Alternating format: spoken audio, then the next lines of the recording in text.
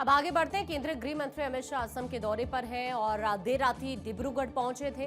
गृह मंत्री अपने दौरे के दौरान राज्य को 1715 करोड़ रुपए की सौगात देने का पूरा उनका ये कार्यक्रम है। कई विकास परियोजना का उद्घाटन यहां पर वो कर रहे हैं, शिलान्यास कर रहे हैं। आज गृह मंत्री ने डिब्रूगढ़ में असम विधानसभा के दूसरे परिसर की आधारशिला भी रखी। इस भव्य परिसर को बनाने में 284 करोड़ रुपए खर्च होंगे। इसमें विधायकों के लिए हॉस्टल, 800 सीटों वाला सभागार और सुरक्षा कर्मियों के लिए 400 सीटों वाली बैरक भी यहां पर बनाई जाएगी। ये पूरा का पूरा काम अगले 30 महीनों में पूरा करने का लक्ष्य रखा गया है। इसके बाद डिब्रूगढ़ के खानीकर परेड ग्राउंड में गृह मंत्री अमित शाह ने एक बड़ी जनसभा को भी यहां पर संबोधित किया।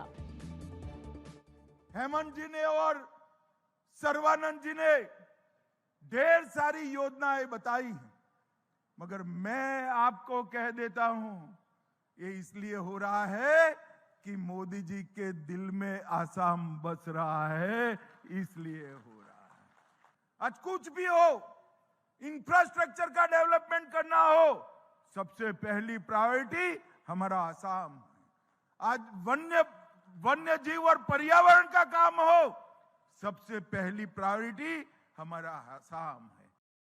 अमित शाह 29 दिसंबर 2025 को भी असम की यात्रा पर गए थे। आने वाले विधानसभा चुनावों के मद्देनजर शाह एक बार फिर से असम पहुंच चुके हैं। पार्टी सूत्रों के मुताबिक अमित शाह की बैठक का फोकस आगामी विधानसभा चुनाव में एनडीए को एकजुट और मजबूत तरीके से मैदान में उतारने का रहेगा। बीजेपी पहले ही साफ कर चुकी है कि असम का चुनाव सहयोगी दलों के साथ में लड़ेगी और मुख्यमंत्री पद के चेहरे के तौर पर हिमंता बिस्वा शर्मा ही आगे रहेंगे। चुनाव प्रचार में पीएम मोदी के नेतृत्व और राज्य सरकार के कामकाज को प्रमुख मुद्दा बनाया जाएगा। पार्टी की रणनीति लगातार तीसरी बार सत्ता में लौटने की है, जिसे बीजेपी असम में हैट्रिक के तौर पर देख रही है। इसीलिए अमित शाह ने आज विकास के साथ साथ घुसपैठियों को लेकर भी कांग्रेस को आड़े हाथ लिया।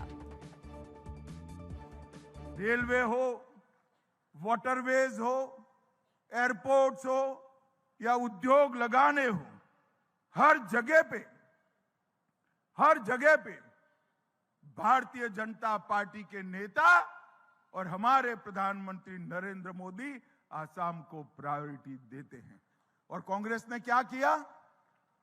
आज मैं डिब्रूगढ़ के मंच से कांग्रेस के नेता राहुल गांधी को पूछना चाहता हूं, आपने आसाम को क्या दिया? गोलियां, बम धमाके, संघर्ष और युवाओं की मौत। विधानसभा की कुल 126 सीटों में एनडीए का लक्ष्य इस बार 100 से ज्यादा सीट जीतने का है। बीजेपी का गठबंधन असम गण परिषद यानी AGP, United Peoples Party Liberal, UPPVL और बोडो पीपल्स फ्रंट के साथ है। हालांकि यूपीपीएल और बीपीएफ के बीच मतभेद एनडीए के लिए एक बहुत बड़ी चुनौती है। बीजेपी नेतृत्व इन मतभेद को सुलझाने की लगातार कोशिश कर रहे हैं ताकि गठबंधन एकजुट होकर चुनावी मैदान में उतर सके। वहीं पिछले विधानसभा चुनाव में बीजेपी ने 93 सीटों पर उम्मीदवार उतारे थे और 60 सीटों पर जीत हासिल की थी।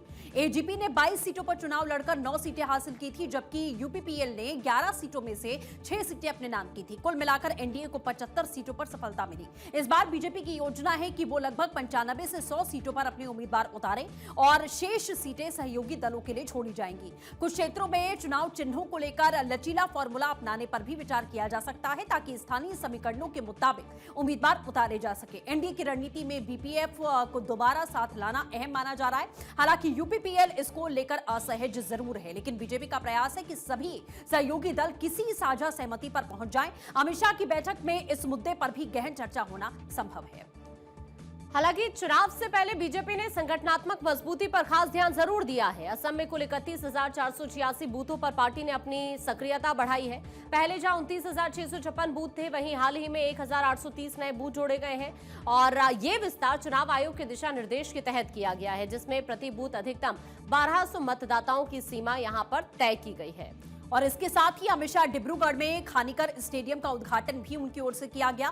आधुनिक सुविधाओं वाला ये स्टेडियम इस क्षेत्र में खासकर ऊपरी असम में खेलों को बढ़ावा मिलेगा और युवा प्रतिभाओं को निखारा जाएगा। गृह मंत्री अमित शाह धेमाजी जिले की यात्रा भी करेंगे, जहां वो कारेंग चापोरी में 10वें मिसिंग सांस्कृतिक महोत्सव में शामिल होने वाले हैं। ये महोत्सव मिसिंग समुदाय का एक प्रमुख सांस्कृतिक कार्यक्रम और इसमें पारंपरिक संगीत, नृत्य, रीति रिवाज और स्वदेशी विरासत को प्रदर्शित किया जाता है। उनकी भागीदारी से पूर्वोत्तर की सांस्कृतिक विविधता को संरक्षित करने और बढ़ावा देने पर केंद्र के जोर को दिखाता है।